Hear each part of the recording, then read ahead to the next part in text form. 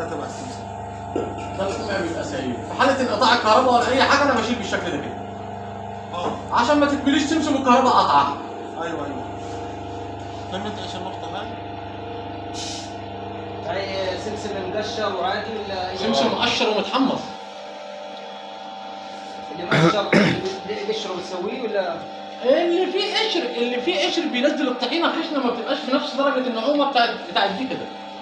السلام عليكم ورحمة الله وبركاته. احنا دلوقتي بنقدم تجربة مكنة الطحينة. طبعا بنضاف لها شغلات يمكن زيت وشغلات زي كده. لا دي حاجة، وفي تانية برضه كمان بطريقة تانية. دي الصافي، تاخد سمسم صافي منها على طول على الأكل. هاي طحينية ما صافي. يتحطش فيها غير سمسم متحمص؟ السمسم الني اصلا ما بيطحنش.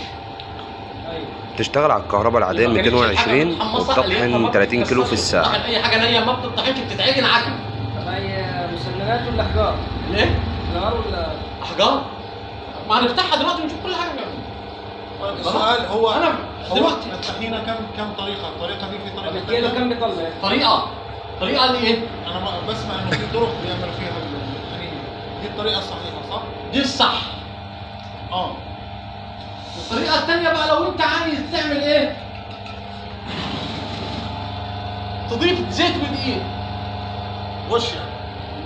افصل كده عبود.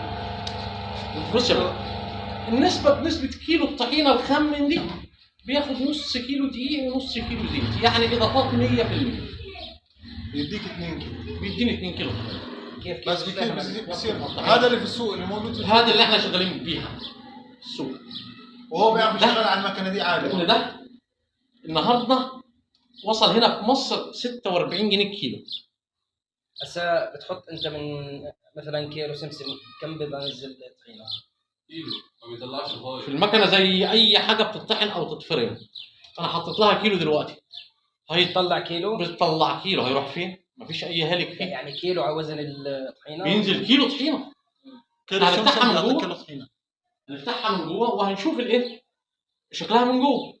الاحجار وكيف تتنظف وكيف. كيلو السمسم بينزل كيلو طحينه. زي كيلو اللحمه لو حطيته في المفرمه بينزل كيلو لحمه. احنا ما بنعملش اي حاجه، ما بنعصرش، ما بناخدش زيت ونترك الالياف. لا، احنا بنطحن المنتج كله على بعضه بالشكل ده. كله على بعضه الطحن، فما فيش اي خسسان في الوزن. الموضوع طلع سهل. انا فكرت